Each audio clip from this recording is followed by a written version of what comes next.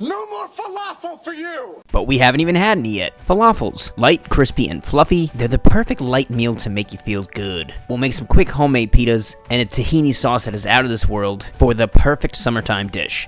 Falafels? Yes, falafels. To the kitchen. Now, I enjoy a canned chickpea as much as the next fella, but you don't want to use them for this recipe. There's just not enough starch, so we want to start with dried chickpeas because they're going to give us the exact consistency we're looking for these falafels. So this is a bunch. This is a pound of dried chickpeas, and right now they're hard as rocks, so we're going to want to give them a good soak. We're going to throw in about a half teaspoon of baking soda. It helps soften them and get rid of some of the excess of the outer layers. Throw in enough water to cover them. You just want to make sure there's a couple inches because they're going to need a lot of water. Give everything a good mix, and then you want to let these soak for at least 8 to 12 hours, ideally overnight, because they're super hard. They're going to need all that soaking time. Obviously, the soaking makes a huge difference. They get a lot bigger. They get rehydrated with all that water. They're still not cooked, obviously. They're raw, so they still have a little bit of a crunch, so I wouldn't pop them one by one, but this is going to make for perfect falafels. Drain them and pat them dry until they are super dry. Then we can start adding in our ingredients, the first of which is going to be red onion. I'm going with half a red onion because I like the sweetness and oniony bite. I also love garlic, so I'm going to go with 2 tablespoons, and then a bunch of parsley. This definitely looks like a lot of parsley because it is. It's almost a full bunch, but that freshness and that herbiness is such a signature key to this light and fresh falafel. Another key is going to be the spices. Middle Eastern cooking is all about freshness and using great spices. So from left to right, we have some dill, fennel, cumin, paprika, and a little pinch of oregano. Most of these are very traditional Middle Eastern spices. All of them are going to make for a delicious falafel, but you can definitely play around with your own flavor combinations, but this is going to work great for moi. Don't forget your salt and pepper, and I love a little bit of lemon there, so I'll take half a lemon and just squeeze the juice into there, as well as about a tablespoon of olive oil to keep it nice and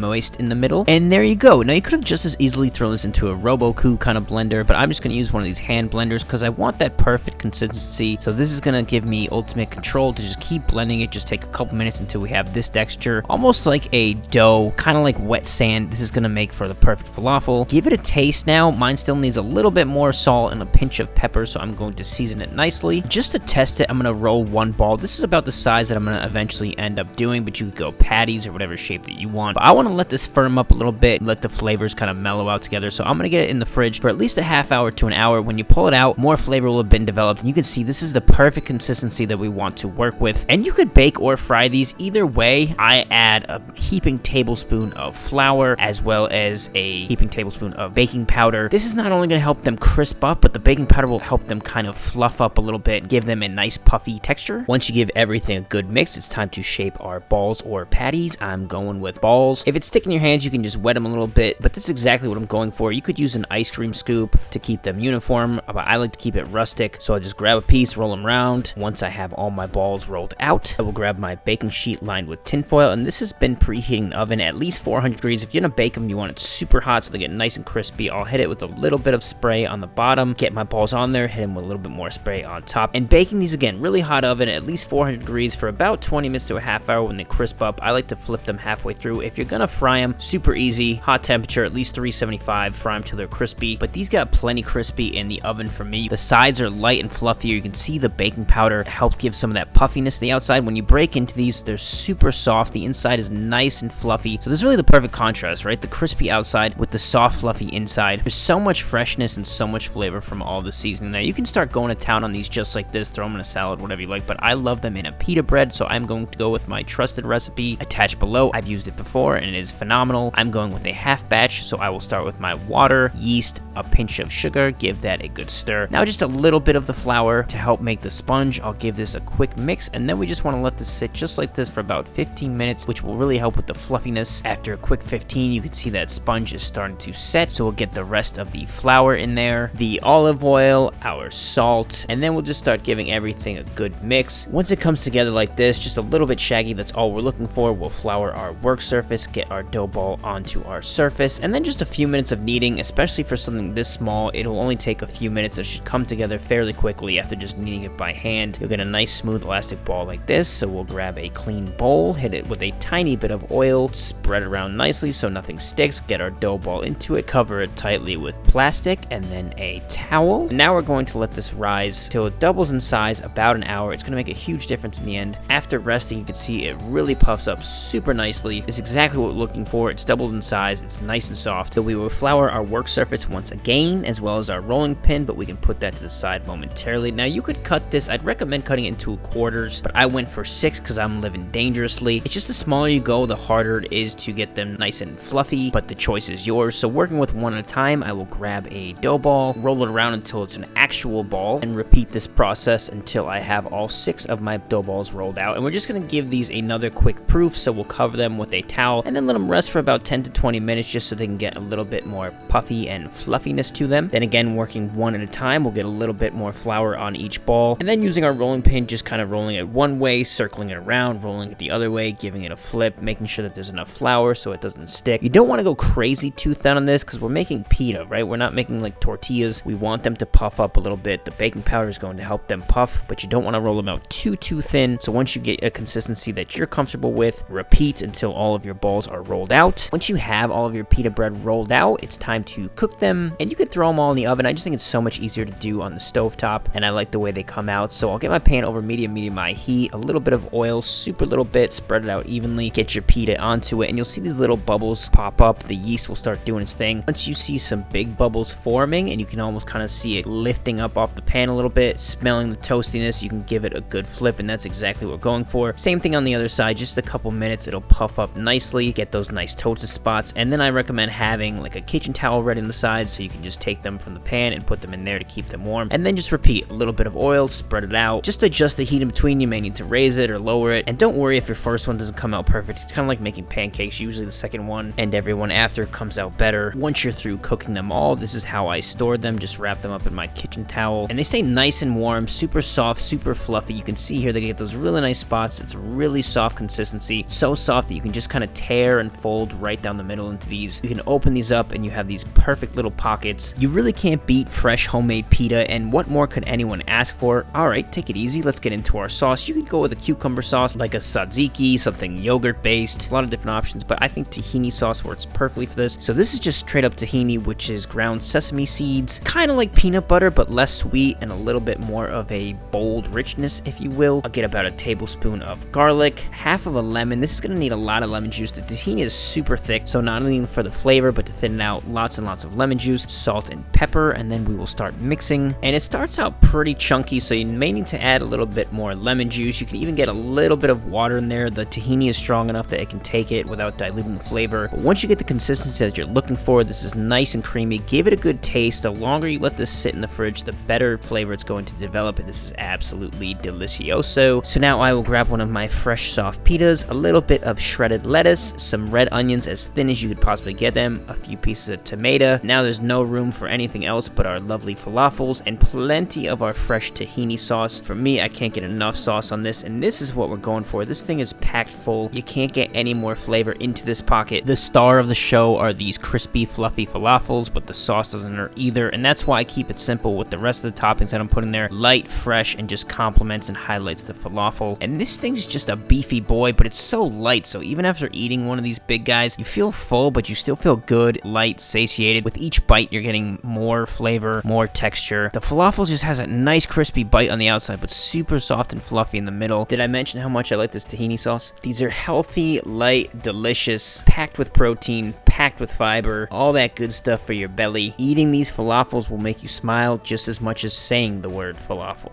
Falafel.